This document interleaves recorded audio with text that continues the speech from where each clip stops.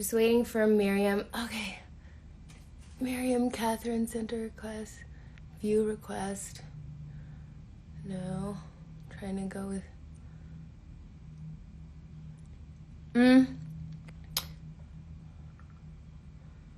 Okay. Trying to get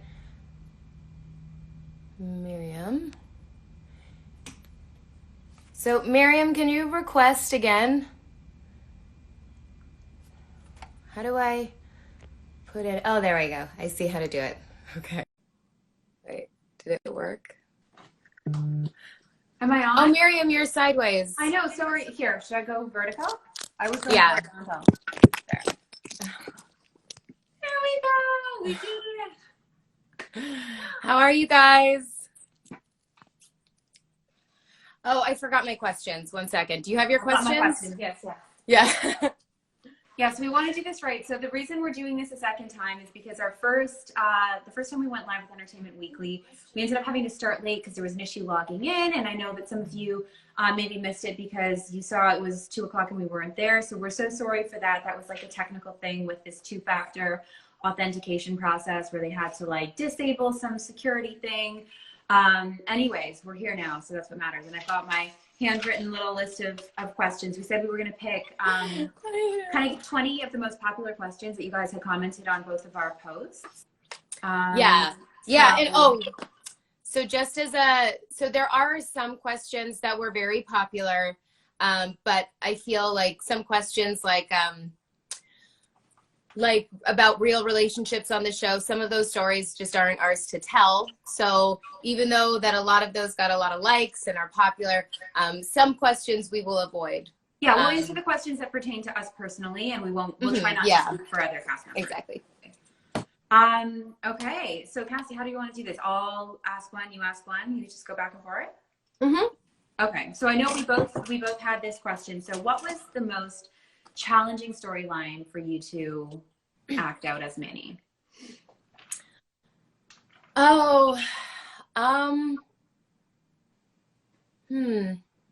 Maybe accidents will happen, or I can't remember what this episode was called, but it was about Manny trying to be an actress. And maybe it was like the Peter flashing one as well, but it's when she was too fat to be an actress. Yeah. Or the agent said that. And I think agent had some awful thing about beans and rice or something like that. Yeah, and it was like kind of like this like racial comment, and at the same time it was like it just felt, it hit really close to home because I felt growing up, I am a little curvier than the actresses that I went into rooms with and who were already on the show. And I felt it hit close to home. And when you're a teenager, it can do a lot to your confidence. And it's something you kind of just have to deal with as an actor, you know? Yeah, no, that makes complete sense. And how about you, Miriam? I totally, I agree with you. Like, I think for me too, it was the hardest one was probably Emma's eating disorder storyline. And definitely the writers included a line there where Emma's commenting about, oh my God, no wonder I've gained all this weight. And it's a triggering thing because you think like, in a sense, as a teenager, you're kind of like taking that on like, oh, have the writers been watching the episode and they've noticed this? And that's why they've like created this storyline. So I think, yeah, I mean, there were very sensitive issues that it's impossible not to like kind of take a little bit personally. So I think that one, and of course, like, I mean, a storyline like that, you want to do it justice. It's like such a prevalent issue. And I wish they could have fleshed it out for both our characters, because I think they kind of skirted over the fact that Manny had similar like issues. And I think they like for both characters, I feel like they could have fleshed it out more. Yeah. Yeah. Such is the writer's room. I just noticed that I'm matching my backdrop and you're matching your backdrop. Oh my God, we are white and green. Look at that. When I went vertical, I lost my framing. I was trying to be like more centered, but that's okay. I'll just like put on some platforms, girl. Oh, that's a good call. I should get like a little stool. Okay, what is your question for me? Okay, that was my also first question, but we have extras. So So do you have a pen? You should mark that down as 1. They're asking me if I had a pen. It's just like pass it through the phone to you. Thank you. I was gonna say cross it off, but if you could change anything about your character's direction or something about your time on the show, what would it be? Interesting. So I feel like I personally felt that when the college component of the show started for Emma and for Manny, I would have liked to do a redirect for Emma's direction. I know it was important to tell a story of someone that's having a hard time making the transition from high school into university and having trouble making friends and all that stuff. But I just felt that there was probably like maybe a more interesting way they could have gone with that. So I sort of felt like that was like a little bit of a decline in my opinion. So I wish that when Emma went on to university, there had been a little more, I guess, more development, but at the same time, it's a high school show. So I think it's kind of like the writers were stuck there. They're like, dang, these girls are too old for high school. Like, what do we do? And what about you? What do you? One second. Before I answer, I'm just going to move my chair. It keeps like slowly drifting. No, I noticed that. I keep going on my tiptoes. I'm like, okay, I think this is better. Yeah, you look spot on. The green on green. Okay, here we go. The pop of the white color. Yeah. So for me, I think something I would change about my time at the show. Not really my character direction, because in retrospect, I feel like I had a lot of character development on the show. And I think that something I would probably change, like with my time, is maybe being more present while I was there. And I know that's very hard to ask of, a younger me, going through everything that we went through when we were on and off the show at that time. And the show just, I feel it amplified things. The show is very dramatic. We were very close. It was just a very crazy, heightened emotional experience. But I think that if I could talk to my younger me, it's just, I know that things seem hard, but be thankful and present. And I feel like we all learn that at a much older age, and some people never learn it, but to be thankful and to be present and to just, know that things are going to be okay. And you might not have these opportunities later on. You might not have these friends later on. And I feel like I would just ask myself to be more in it. But I mean, what teenager is going to listen? So, but that's what I would say. Your comment was reminding me of another question that was on my list, and I just hope I can remember which one it was. I think it was, you just prompted me to ask, what were your hopes and expectations when you started on the show? My hopes and my expectations, I don't think I thought about any of that. Yeah. I didn't think Degrassi was going to be big. And I don't think when you're younger, I mean, when I started, I was 11. And personally, I just feel like you don't really think about those things when you're younger. That's something you pick up when you're older, like expectations and goals and hopes. And I think when you're younger, you're just like, you're kind of in the moment. I was always thinking about, does this person like me? Is she going to be my friend? Blah, blah, blah. Or is like what's going to happen with the show? Like what's going to happen with my character? And I didn't really have expectation. I more just had questions and wonder and, that boy's really cute. Like, and that's pretty much it. I was just as boy crazy as Manny, if not more boy crazy. So. That segues into the other question. Are you similar to your character? But yeah, my answer would be the same for that one. Like, I feel like it was one of my first acting jobs, and I was like, wow, this is amazing. Like, I'm going to get to miss a bit of school. I'm going to get to like be on TV and try this whole thing out, and knew nothing about what it was. Had a very, very vague inkling of what the original Degrassi was. I didn't even really I wasn't in any way fixated on the fact that it had like a legacy that we were kind of picking up on. I was just like, this is really, like, this is fun. I want to be an actress. And then 9 years later, we were still there. Yeah. Okay. So Oh yeah, this one. So what was something that we did on set like we like stolen or broken? We kind of went over this one, but we did, yeah. So I broke a window accidentally. Miriam punched through a window with her strength. With my bare hand. This is also pairs with the most embarrassing moment on set because we were filming the 80s dance episode when Emma gets home and she sees Spike and Snake kissing on the porch, and Manny and Craig had just gotten together at the dance, and Emma was like just like all upset, and the director's like, so you're so upset, just punch the window, like I'm so mad. And I punched, he said punch the door, and I punched the window, and I had to get stitches, and I had to go to the hospital, and we had to like shut down production, and yeah, that was something that I broke. And what about you? Oh my gosh. I feel like I must have done so many things, but I feel like if I say them out loud, they're incriminating because you didn't mean to do yours. No, I feel like I must have broke something. I feel like I ruined a pair of set pants. That's for sure. When we went in the ravine. I was going to say that.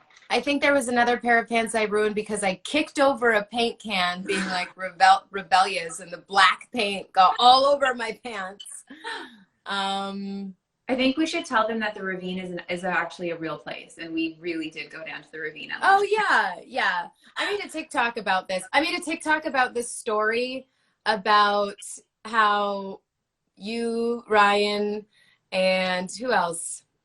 Jake, and I think Sarah was with us. Yeah. I think Sarah was with us, but I'm not convinced because I mentioned the story to her and she did not recall. But so I think it actually was 4 of us, and we went down to the ravine during lunch, and it was a beautiful day. I think I was like 11 or 12 at the time, and they used to make us wear these big dress shirts over at lunch because they thought we were going to make a mess of our wardrobe outfits. And I'm like, oh, come on, please. Like we're just going to go. We're just going to explore. We're taking a walk, and we go down in the ravine, and there's this dried up creek. It's where let's get to the other side, and we're crossing this this log to get to the other side. And we get to the other side. It's great. It's whatever. We come back, and instead of going on the log, I jump down into this dry creek bed, and I start sinking in the mud. And I just told wardrobe I wouldn't ruin the shoes, and I was literally up to my knees almost. And I asked Ryan to grab a stick for me, and I'm like, oh my God, Ryan, grab me a stick. And he's scrambling in a forest, and he grabs that twig, remember? And I'm like, it's a stick, Ryan, a stick. And I'm even deeper in the mud now. So finally I was hoisted out, and I think I lost a shoe and in the ravine, and I had my muddy pants, and that was the last time they let me wear wardrobe out at lunch. I forgot those dress shirts that they made us put on at lunch. Oh my gosh. So I know. funny. I know. Oh man. Yeah. What are some other questions here? There was one, someone asked, how did it feel to insult each other's characters in the episodes where Manny and Emma didn't get along? Because we had some pretty brutal words to each other in some of the episodes. So how was that for you? I mean, what were the brutal ones to you? Well, there were, brutal, I guess is not maybe the right word. But I just remember we had some fight scenes where Emma's saying she doesn't want to be friends with the school slut, and Manny saying Emma's a stuck-up prude princess. I remember that one. Yeah, but I mean, I feel like the brutal words were to Manny. They weren't really? They weren't me and you? Oh. Damn. Well, I feel like they were towards I don't feel like a stuck-up prude princess. I feel like at that time I'm like, Manny could have said something more. Yeah. You know, I'm like, really, that's all you could think of, a stuck-up prude princess? But I knew that was supposed to make a hit. But how did I feel about those? Mm-hmm. I think at the time we were kind of joking about them, if I recall. A stuck-up prude princess, and you were like, it's good. I think it was funny at the time. I think what wasn't funny was other people repeating it when I went back to real high school. Right. Yeah, no, I think I agree with you. It's not like we never really took what was happening with our characters. As soon as they would say cut, we just revert back to present day, present moment. Yeah, I think it was really fun on set. Actors in the sense that like, okay, we're having a fight today, Cassie. I'm not going to look at you. I'm not going to talk to you. We shared a dressing room, so that for like a couple seasons, right? We shared a dressing room. Yeah, we did. Shared it for a couple seasons. Yeah, we were like that. Sorry, I'm like asking all the questions. You ask your questions too, but that just reminded me of someone asked about bonding. Like, was there a certain episode or something like that that made our bond stronger? And then my response to that was going to be, I think it was more so the time we spent offset, because we spent more time not filming, waiting around for them to do the setups and like all that stuff. That's when we were like bonding more so than speaking our lines. Yeah, for sure. I think like lunches when we used to go for like walks or in the ravine and hang out, just like all of us. At one point we had like a Pac-Man machine. At one point we had like a pool table. At one point we had a ping pong table. Yeah, so I think our time off screen, and then we started hanging out off screen as well. I think I feel like there was like a time maybe that you went into high school where I feel like maybe there was like a shift. Mm-hmm. But I think like our episodes at some point brought us back because we were like working together a lot more. Like our characters had kind of had a rift, and like you went into high school, and I feel like sometimes the show did like bring us together and also put us apart, like bring us together more at some points. Mm-hmm. Like if we were individually not hanging out as much, and then we had an episode where where it was all together, it kind of brought our friendship back again. For sure. Yeah. So that was season 5. Something. Do you have any more questions? I do. Do you have more questions? I do have lots of questions. Dominating the asking. Yeah. Let's go for it. It's okay. If you want to ask more questions, then you ask more questions. Was there a scene or an episode that you hated?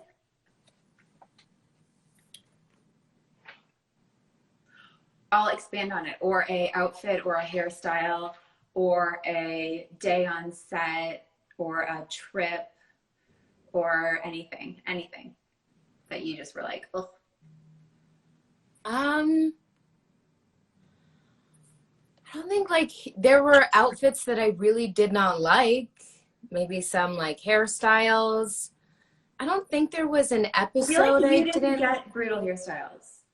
No, I had like some funky ones, but in retrospect, I feel like I would enjoy them now. Like I once had this hairstyle with like, literally it was like a ponytail here, like ponytails coming out. Oh yeah, I feel like that was like a season 1 thing. I feel like season 1 was all about the multiple ponytails for like. But but now I feel like I would like be it's so TLC or it's so 90s, and I would appreciate it now. But at the time I didn't feel it, but now I really like it.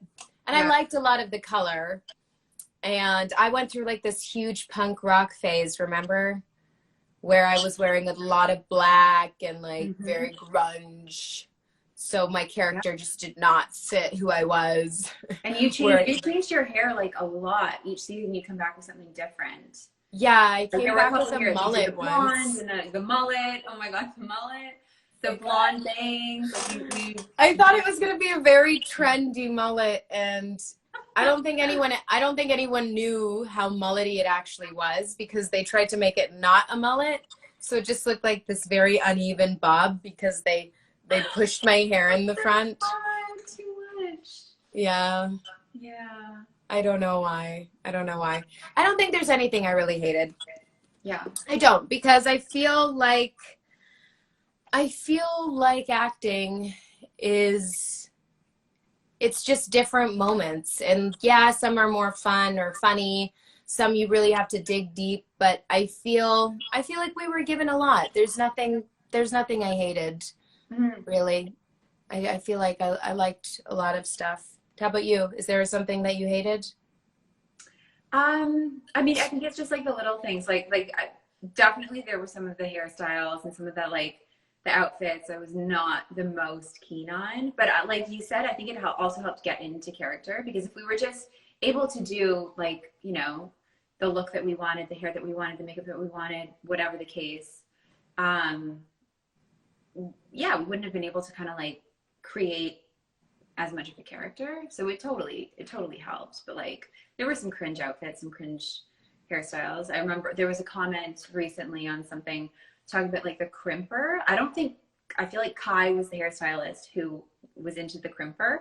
She crimped my hair. She crimped Lauren's hair. I don't think she ever crimped your hair. I don't think so. I really loved crimping. I still love crimping. Yeah. I feel like now maybe like there'd be a way to like make it. I just remember it would be like okay, so let's have one ponytail here, and then we're gonna crimp that ponytail, and then we'll put another ponytail down here. And I would leave the hair chair being like, oh my God, so submissive. I feel like I didn't have an opinion. I wasn't able to be like, actually, not so into that. So we were young. I feel, yeah. I don't know. I feel like a lot of those funky things are really cool now. It's absolutely true. Now I think a lot of them would be. I'm gonna look at some of my questions. Yeah.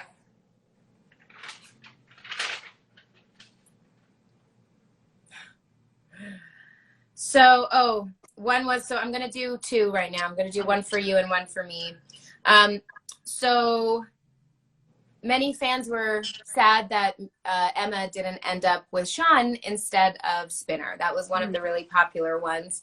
How did you feel about that?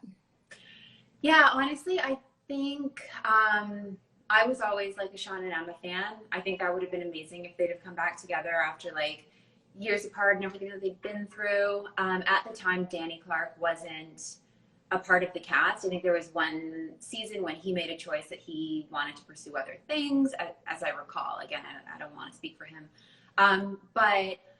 Yeah, so I think Sean and Emma should have ended up together. I think the Spinner and Emma thing, if I was the writers, I would probably say that they like whatever decided they're better as friends and separated, and then Sean returns from Afghanistan or wherever it was he shipped off to, and like they reconnect. That's my thoughts on the matter. Right. Okay. And then the component to that for you would be, who do you think Mandy should have ended up with? Okay, I'll get to that in 1 second. I just wanted to do this one before I forget, because I got a lot of questions about this. So how did I feel about Manny's abortion episode being banned in the US? And I had a lot of mixed feelings about this. I felt very disappointed that it wasn't aired in the US, because I feel like it was so cutting edge, and I feel like a very real episode that should have been aired, like among like all of them being there. And I know it was a touchy, but it wasn't long after that before things started coming out, I feel. And I just felt, I don't know, it was a really big episode for me. I feel like it was my heaviest episode thus far in the series. And I was very disappointed, and I was really happy when it started coming out or it was viewable. But I feel like the harder storylines are the ones that you need to tell, or the ones that hit home, or the ones that people can relate to but are too afraid to say anything about. So I think that at the time I was disappointed, but I'm glad that it's out there now. Yeah. But of course now it's not doesn't have the wow factor, because a lot of storylines have since come out like that. But yeah, I'm glad that it's out now and viewable. Yeah. So, and then who did I wish Manny ended up with? Who do you wish? I feel like, I mean, I love Jay and Manny. Me too. I really do. I think when I was younger, I really, really loved Craig and Manny. They were such like a volatile relationship. But as far as, looking back at some footage, I think that Mike Lobel and I we just had a really fun time on set together. It was very relaxed. It was really fun to like play around with him. And I feel like that comes out when you watch our scenes. is that like it's relaxed. It feels more Endgame to me than Craig and Manny, which was always volatile and unhappy. I really wish that they worked out because I think the characters had a lot of chemistry. But Jay and Manny was definitely a good Endgame, I think. Yeah, I agree. That 100%, that's my favorite Manny relationship. Yeah. Mike wanted to be on our live, or no, someone said Mike should be on our live. Oh, did they? And I know Danny. Yeah, we at one point we should like bring them in here. Are they in here? I don't know. I just realized there's like. I don't think they're on there right now, but we'll have to do another one. Oh yeah, we should do another one. Okay, so I have another one that we've never gotten before. Okay. So what frozen food item are you? This fan said that she is a frozen spaghetti in an ice cream tub in the back of the freezer. And it made me hungry when I read it. So I felt like, you know what, I've never been asked this question before. And I think it's a good one. It's a great one, but I feel like I need to give this some sincere thought. Why don't you answer first? Okay, what frozen food item are you? I mean, that just sounds so good to me right now, like frozen spaghetti. Maybe I feel like I'm like frozen chicken wings or something. Frozen chicken wings? Or some sort of like ribs or. Yeah, I think you're a meat. Mm-hmm. Yeah, I'm a meat for sure. Something you can throw in the air fryer. Yeah. Possibly like leftover red velvet cake, chocolate lava cake or something. But yeah, I think I am a meat. I think so too. Yeah. My gut tells me that. I think you're ice cream. Okay, thank God, because that's the only thought that was in my head when I was thinking what frozen food item I am. I kept trying to be creative. Or you're ice cream or frozen yogurt. Depending on the day. How indulgent are we? No, of course. And like they are one of my favorite foods, both of them. Two of my favorite foods. Yeah. Okay.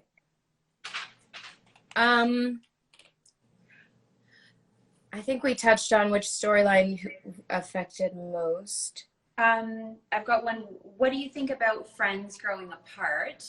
And I'm thinking most specifically, I loved how JT, Toby, Manny, and Emma were a 4-pack in the start, and they were always like together and stuff. And over the years, I kind of wish that those friendships had stayed a little more intact. What do you think about that in real life and in the show?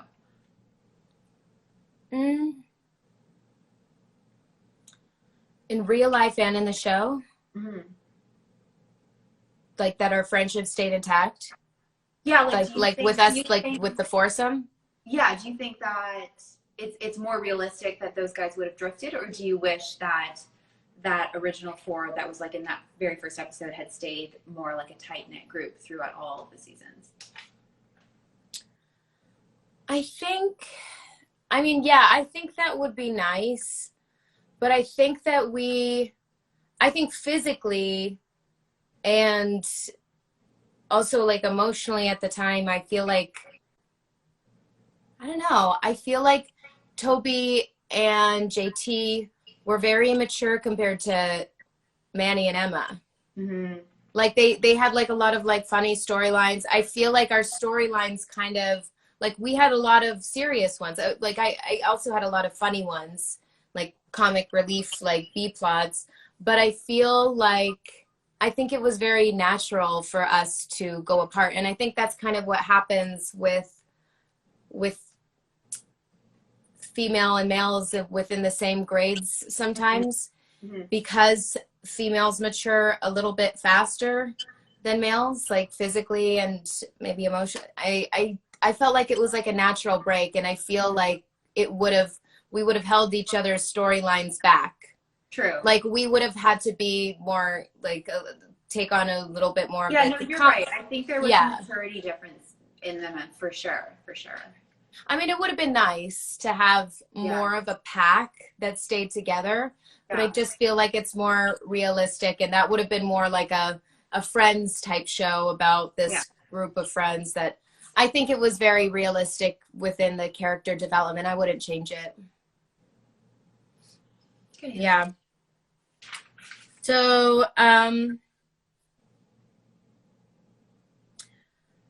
so what episode of all the episodes, and I maybe we've touched on this before, but what was the episode, or actually I don't feel like we have, could you most relate to of any of the episodes? Yours, mine, any characters' episodes. Could I most relate to?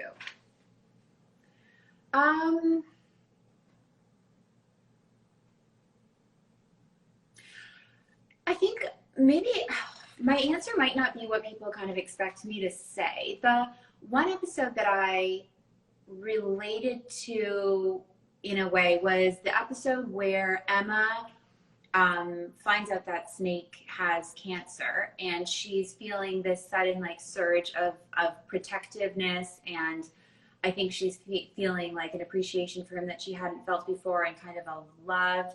I think that just as far as coming from a personal and sincere place, I think I brought emotions that I carried as far as like feelings of empathy watching like people close to me in my own life struggling. So I think in a way that I think a lot of people would kind of expect that I would say, oh, maybe it was Emma's eating disorder episode. Truthfully, that one, I do not think it was done justice. So I can't even, that is such a massive issue for me. I didn't think I was going to cry, but they know that my sister, I can't believe I'm crying in here. My sister passed away. After 15 years with a very serious eating disorder. So I think that the small way that the episodes glossed over it were, in my opinion, almost a disservice, because it's such a real thing. And there's a spectrum where you can dabble in an eating disorder the way Emma did, and you fight your way back after a matter of weeks, and then there's a point of no return. Yeah. It's okay. It sorry. Don't be sorry. Yeah, I think that, I mean, for me, like the hardest episodes I felt were the eating disorder episodes. And I think for the same reasons, you know, everything that was going on with your sister, and just knowing in our industry how many people that are sick that there are, people that are close to us. It was some of the hardest, I think the hardest episodes, because when people think about eating disorders and think about body image, they really don't see, unless you have someone close to you suffering tremendously, how bad it gets. And, you know, it was I think those were very tense episodes to film. For sure. And I think, like, because now I'm voting, I feel like I owe it a little more of an explanation.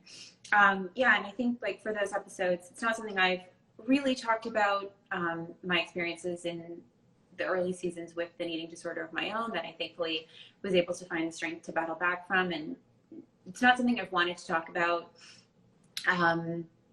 just mainly because I in no way would ever want to glorify something like that. But yeah, I think that those eating disorder episodes, yeah, like I just, having gone through it so personally, I just really wish that more could have been done with them.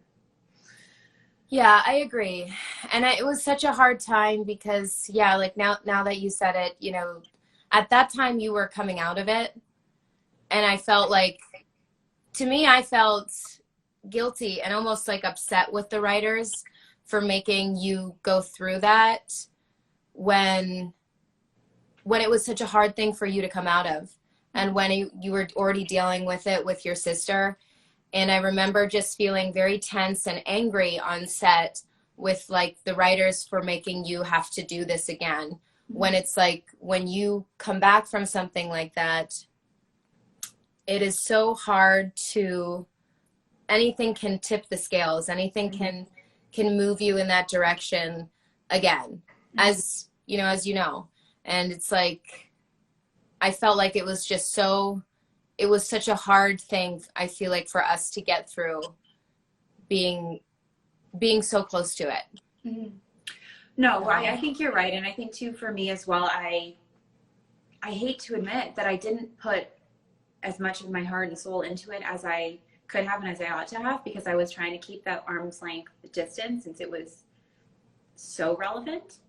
Mm-hmm. So yeah, it was kind of an interesting one to tackle. Yeah. I feel like both of us were kind of very closed off during that, mm-hmm. during those episodes, because mm-hmm. they were so close. Mm-hmm. Yeah. So yeah, that one was tough for sure. And then you said the snake one. And what about for you, Cassie? What did you find was either the most personal, or that you related to most, either your storyline or someone else's? I feel like I related to Ellie a lot. Mm-hmm. And there was like an episode that she did with cutting and stuff like that, which I felt like hit really close to home.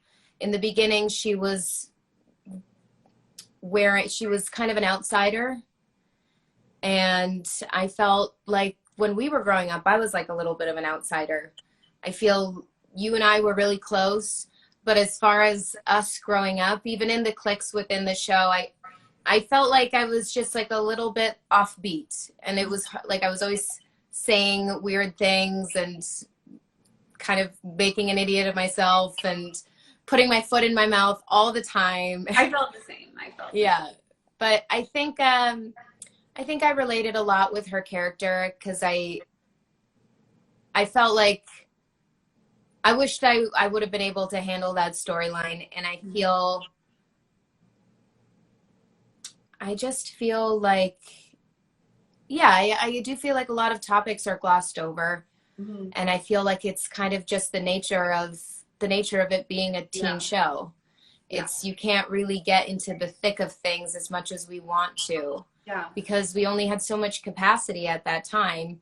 And we're also trying to make it, I think the writers, it's like, they do want to tackle these subjects, but at the same time, they have to make it palatable for the viewers. For sure. And pack into either 30 minutes or 60 minutes. That was basically the most time we'd have to tell any story, and then it's on to the next.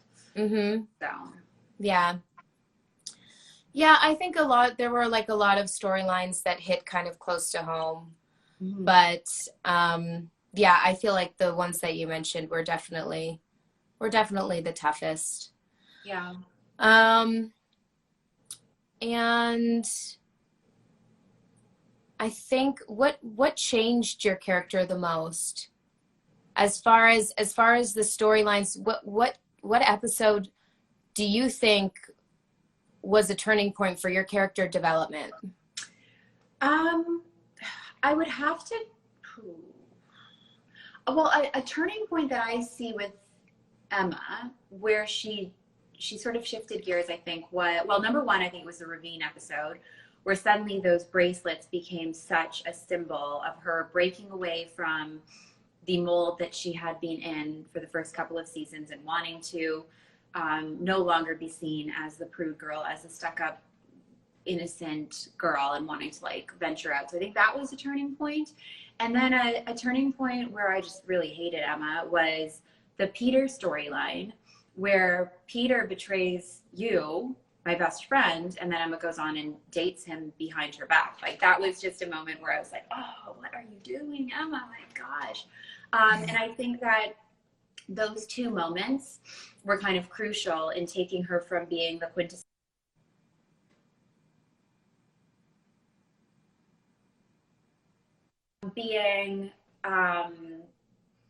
to definitely being not the good girl. So yeah. So what about for you? I think it was the opposite. I think it was me helping Darcy, Shanae's character, through her whole thing with,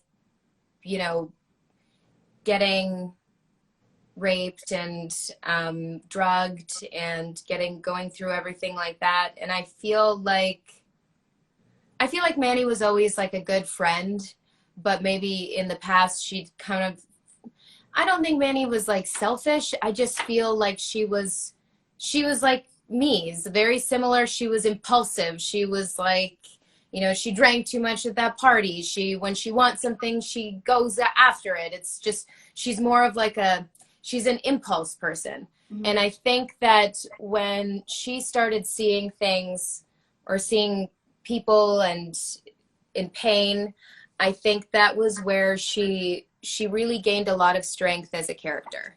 Yeah. I think there was a time that, you know, she had her fun, she went loose, and I feel like she became just more of a friend. She became more stable.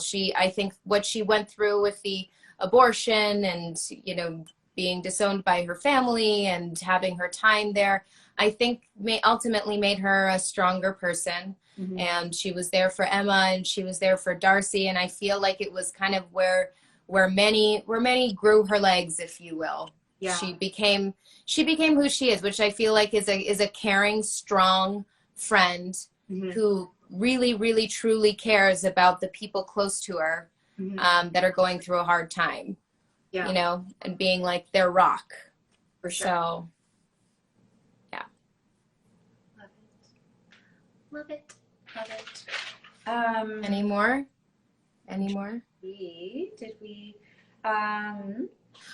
Oh, okay. We have to ask this one because there were like 500 likes on this one. Who were each of our who are our favorite boyfriends on the show? I know we've answered this one a lot in the past, but I think that we kind of said it with the end game, but I feel like the boyfriends are maybe a little bit end game is a little different than the actual boyfriend. Yeah, no, I mean, I'm just like, I will always say Sean and Emma. I just think they were the most. Ooh. My phone just like, I think I'm super low battery, so that worries me. Sean, I gotta talk fast because I'm in the red zone on my battery right now. Can you grab a cord? Yeah, I'm gonna grab. Yeah, you give your answer. I'm gonna see if I've got a long enough one. Okay, so I know we kind of answered this with the end game, but I do feel like Mandy and Craig were my favorite couple for me on the show because I had a huge crush on Jake Epstein when he came to the show, and I feel like I was always saying like really weird stuff in front of him, and it was always very uncomfortable shooting with him because I feel like I was just never saying the right thing. Never. There's so many things, so many weird things. One time I accidentally bit his finger. One time I told him I was just weird. It's like, you know, when you're with your crush and you say a lot of weird things. So it made for a lot of chemistry, really, when it came out. But I think that my favorite couple was Mandy and Craig because I felt like I had so many feelings for Craig at the time, or Jake Epstein at the time, that you're sideways again. I know, because my charger, I've got to plug it in, so I can't make it go vertical. Because otherwise it's going to stand sorry. I'm going to have to. Maybe should I go this way so then people will see us both like that? Possibly. Or maybe people will just get creative and like, or maybe I'll try to do it like this and then I'll look a little more normal. Oh, that works. Oh, yeah. That works. Cool. Problem solving 101. Okay. Let me see here. Where's my questions? I feel like I know. I wish I typed these out, not written them with like chicken scratch. Oh, right. So do I feel like any of the other characters were LGBT besides Marco and Paige and Alex because they thought that Manny was bi? I feel like Manny could have been bi. I feel like she was definitely boy crazy, 100%. But I feel like a lot of people can swing both ways. And I think given the right storyline, we definitely could have pulled it off. I don't think that, I feel like there's always like a moment in time for, you know, so much happened, especially with her and Craig and the men in her life and her dad abandoning her. I feel like it could have been a natural storyline for Manny to feel like men had let her down. and I feel like she was very open to begin with. I feel like Manny was always up for an adventure, not just that men had done her wrong, because that's not everyone's origin story. I feel like she was also very up for things, and if she went with a feeling and if she met the right girl, I feel like regardless of the backstory, I feel like Manny would go for it, personally. Mm-hmm. Yeah, and do that you kind feel of like answered, yeah, that kind of answered another question, which was, I think we may have talked about it, but was there a storyline that you wish your character had had? And you mentioned you would have loved to play out Ali's cutting storyline, and maybe like Manny more so experimenting with the types of relationships.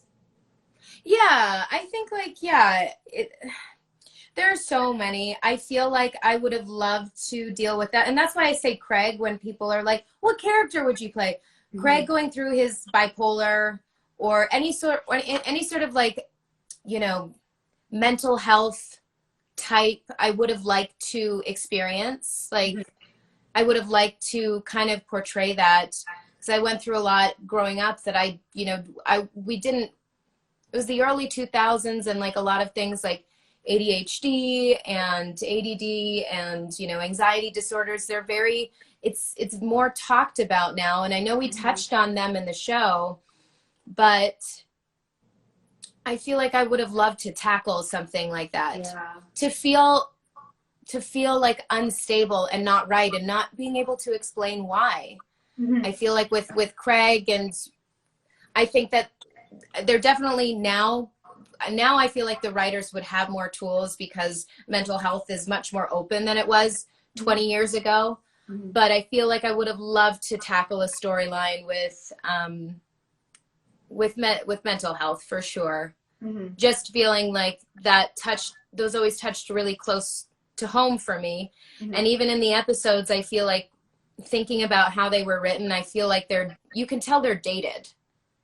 They're dated because it's like those people are so alienated from, and I feel like I would have liked to go deeper in that. And having a lot of like mental health issues when I was growing up, I feel like maybe I would have liked to bring something to that, like more inflections and like back and forth with that I feel like we just didn't really touch on, because it's a lot more open now than it used to be. For sure. I feel like the theme here is like, we just wish that those like heavy hitting issues were just more fleshed out, and that they could have been like episodes for all of those like very impactful issues, the ones that like affect people, that, you know, the ones where people say, wow, that episode changed my life based on.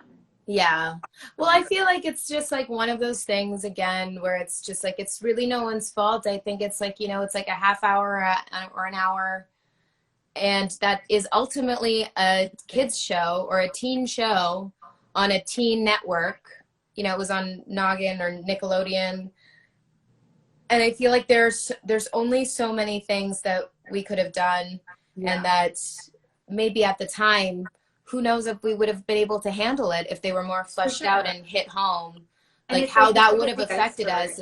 Yeah, like the more stories they could tell, the more different people, even though it was just like the tip of the iceberg with these half-hour episodes, but like we were able to show such a cross-section of types of characters and stories and all that stuff. And you're right, if we'd have spent an entire season trying to tell one storyline, then so many people would have missed out on hearing their voice, in essence, being shown on our show. Mm-hmm.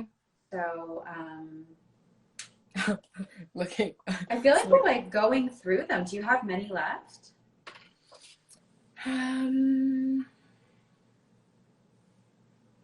Oh yeah. So if Manny and Emma were in high school right now, what trends do you think they'd love? And then they made examples like, you know, e-girl, which I don't know, but TikTok or Instagram or stuff like that. I feel like Manny would do like a TikTok.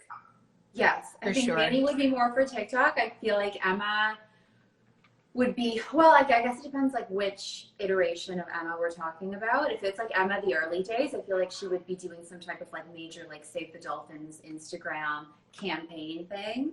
And then in the later seasons, maybe more like, yeah, I feel like she wouldn't have so much been on the TikTok, but she would have been on Mandy's bandwagon as far as Mandy like crushing the TikTok challenges. Yeah, totally. Just that's how Mandy would have made it big, honestly. Absolutely. Well, she didn't need to go to that audition room where that woman told her she was fat. Yeah. And the dances would have been cool because she was a cheerleader. I've got one last one. Okay. Where does your fashion inspiration come from? Mine? Yours. Mine. I think it was directed at you, Cassie, not Is this a trick? Oh, right. Was this the one in the question come the first ones? Yeah. Is that the only one? Wasn't there two? I have written down, what was your fashion inspiration? Oh, okay. My fashion inspiration.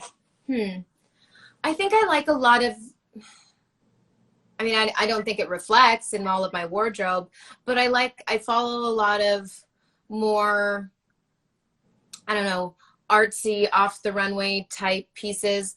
Like, I like runway pieces, but I think like more like something different, you know, something that looks like a little weird. Definitely edge. I like anything edgy. I like lots of different materials, like, you know, leathers and chains, and, you know, changing up kind of just the material on material. I love bright colors. I love black. I love just kind of making a look, just making kind of a statement. And I like feeling like I'm trying to wear myself. And in years, you know, it's changed, but ultimately I feel like I've been the same with like I have a massive leather jacket collection. I think at this point in my life, and I started collecting, Miriam, I still have the first leather jacket that I ever wore to, remember when I was in my really ripped jeans phase and I had all the writing all over my jeans? I still have that first leather jacket, and I was touring while I was filming. Pardon me? Do you have the jeans with all the writing? The chains with all the jeans with all the writing. Yeah. Oh, no, I don't have those jeans anymore. Those were cool. But I have like 30 leather jackets at this point, and I'm still a jacket collector. I love jackets. I love like statement pieces. Not obviously I don't wear them a ton, except maybe to like Burning Man or something, or to a festival. But yeah, I love chunky jewelry. I've always loved chunky jewelry, like chains and stones and lots of rings, and I guess more maybe like a harder look. And then more recently I'm liking like a lot of color. But there are years that I've been like more like comfy or whatever. But I think that for the main part, the same things that I love about fashion now are the same things that I loved when I was younger. Mm-hmm. And how about you? Yeah, I'm kind of the opposite. I think I tend towards things that are more to like the feminine, flowy, maybe like more romantic style. I tend more toward like pastels and lighter colors. I do have some black in my wardrobe, but like I gravitate more to like, lately I'm really liking light blue. But as far as jewelry, I'm more like delicate pieces as opposed to large chunky pieces. But I'm with you in that I like things that are just like a little bit different. I'm not a massive fan of following a trend. I kind of just like to get, like, if I'm whatever online shopping, I'm like, oh, I don't think anyone's bought this yet, so that's what I'm gonna buy, as opposed to, wow, everyone's bought this, so that's what I'm gonna buy. So right, yeah, you know, cool. Well, is that all the questions? I want to look over. I feel like we've covered the ones I jotted down. So I'm gonna just turn this for 1 second because there were some questions like on here.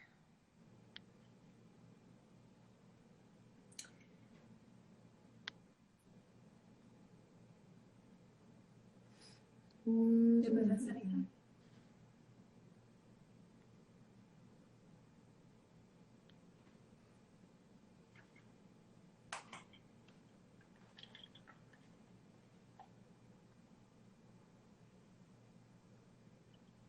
Oh, do you have any advice for senior girls? Not like senior at the movie theater, but like Or senior in seniors high in high school? school? Yeah. Advice for seniors in high school. Well, number one, to bear in mind that high school is by no means the be all and the end all. Despite when you're in it, you feel like that little microcosm means everything, and your status and your reputation within that school is relevant. And then you step out of that school and you suddenly realize, wow, it is not so relevant. And now I'm in the real world, and there's a whole sea of other people with other opinions. And the opinions of the people in high school really don't matter too much. So I think it would be definitely to keep in mind that high school is a fishbowl, and there's a big wide world outside of whatever you're experiencing within your high school. And what about yourself? Yeah. Yeah, I think I would like expand on that a little bit. It's like, I think, yeah, what you said, there's a lot of other people in high school. I think learning how to say no for sure. Like learning how to say no, that you're not going to waste energy on somebody who's kind of taking you for granted or draining you. I also feel like, you know, even though that you might feel like you don't want to give any energy and time to somebody, just be aware and remember to be kind. And that doesn't mean you have to be someone's friend just because they want to be your friend when you know that they're kind of bringing you down. I think it's, you know, make good choices as far as the treatment of other people. For sure. And because that stuff sticks with you, and it's kind of how you base the rest of your life. Mm-hmm. And if you treat people poorly, it just creates a ripple effect. And if somebody treated someone else poorly, that could be a ripple effect that's happening to you. So I think that the biggest thing I would say is learn how to say no, and to create your boundaries with people that you might not feel like you should be spending time with, but also to be kind and make those real heart choices about the treatment that you give to other people and to yourself. I think it's all about be kind to yourself and be kind to other people. Know when to say no, and to, you know, and know also that, you know, let people down gently. Be kind. Don't do, you know, don't do wrong by anyone else, because it's a ripple effect, and you're in a high school that is, you know, smaller than the big world, obviously, and it's just, it makes the person who you are, your actions. If you continuously mistreat people, that is, you know, you're kind of making those notches deeper within yourself and shaping yourself a little bit more, and it's harder to come out of that later.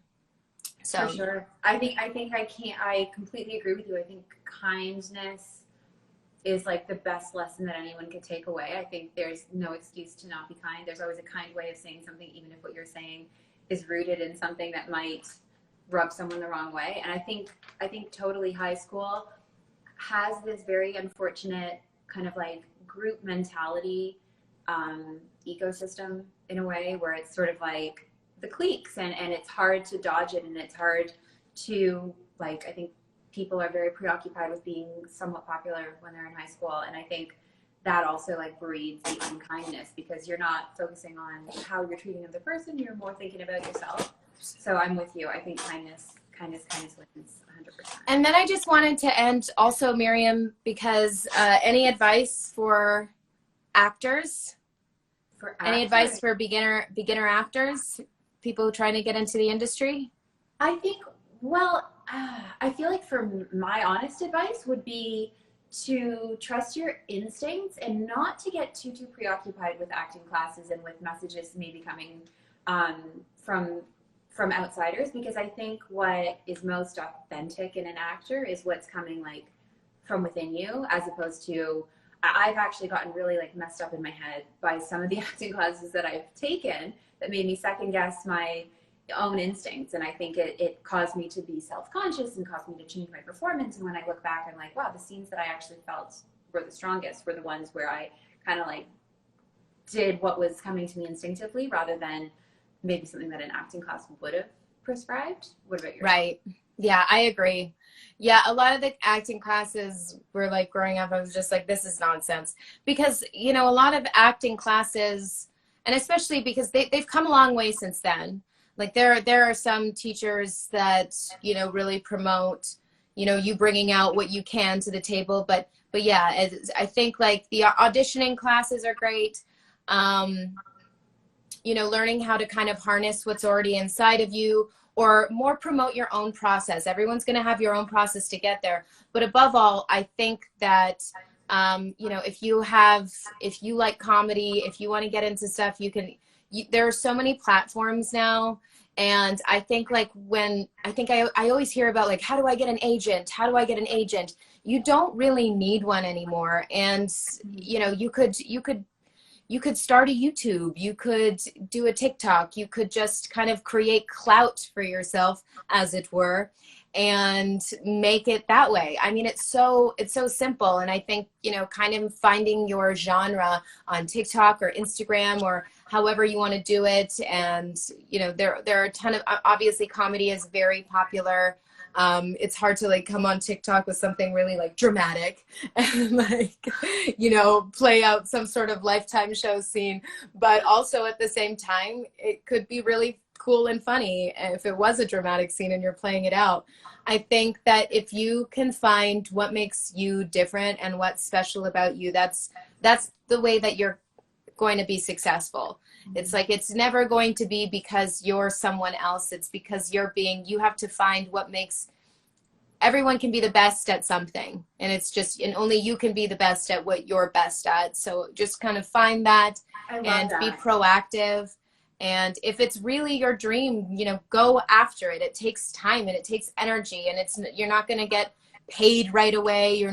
But if it's something that you want, consistency and positive attitude go a really, really long way. Positive attitude is the number one key to success, is to just like, it's just around the corner. Every failure is it's just shaping me. It's just a metamorphosis. Every letdown is just another step forward. I think like positive attitude in any industry is how you make it to the top. Don't be hard on yourself. You're just learning, and it's just around the corner. That success that you want. Good advice, Cassie. Motivation are right there. Cool. So I think, did we cover that's everything? Yeah. I'll look at these questions one last time, but I think a lot of them we answered either in the first one or.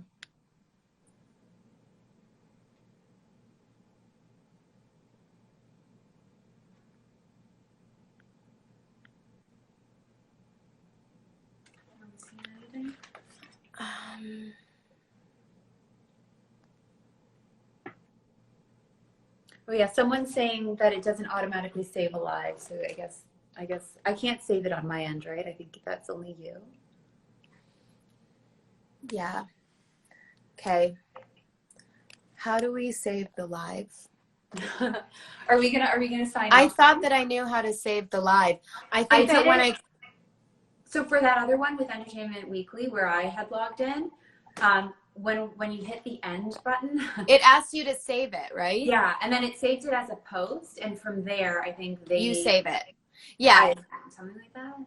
Yeah. And then probably if you tag me, I could share it, or I don't know what. Yeah, I'll save it. I'll save it as a post. Yes. And then deal with it. And then we'll call each other right after cross this, and that we'll discuss what we're doing. Yeah. Whoever watches this video is going to have to like continuously turn their screen. I want to apologize that I like got choked up and lost my thought in the middle. It sort of sent me down like a weird space. But I mean, Miriam, I think it was very special that you shared that, because I feel like that was a really hard thing for, like, that's why I said, I know that you said the thing about Snake was that hit home, and what hit home the most to me was the episode about the eating disorders, because I, as a friend, had been through that with you. And also your sister, seeing your family, go through that. And it's something that we haven't really talked about. And I feel like it's kind of time to kind of touch on that. I mean, it's very real. And I feel like in these interviews that we've had, we don't really let down our guard. We've never really been vulnerable. And I think with the fans that are here, it's, you know, that it's nice that they get to see that side. For sure. And I think that's worth mentioning as well. It's like, we were both going through very real experiences while this was all playing out on TV. And for me, it made me put up a wall, because I was going through these real things, and I was expecting that the world expects something specific from me. And that's not someone that's vulnerable. That's not someone that's going through a hard time. That's someone that's got their shit together and is going to go and smile and do an interview. And so I put up a wall, and I tried to not let anybody into what was really going on in my life, when there were layers and layers of challenges that I was going through. And I think you really. Yeah. So. But I think that was very special. And I think thanks for sharing that, because I feel like it's really important. And it was a very, very difficult episode. And I know that I hated it. I was like, they should have given this storyline to someone else, personally, to me anyways, because I love you, and our friendship was so, and is so precious to me. You know, our friendship growing up, like when I didn't know that things were happening and I was so young, I was so protective of you. And then when it was just like, it was so, I love you so much. I love you so much. I love you. Mwah! Mwah! You gotta come for a visit. You gotta come up to Canada one day soon. Yeah, I will. I'm gonna call you right after this, guys. Yes. Thank you so much. And thank you guys so much for joining us. Yes, good luck to Cassie. Let's all send her the good vibes of being able to save this video. No, I will. I just close it down, and then it asks me whether I want to save it. Yeah. And then I save it. You just keep being positive, Cassie. Yes. They ask yes. You Oh, yes. shit. No, I'm just joking.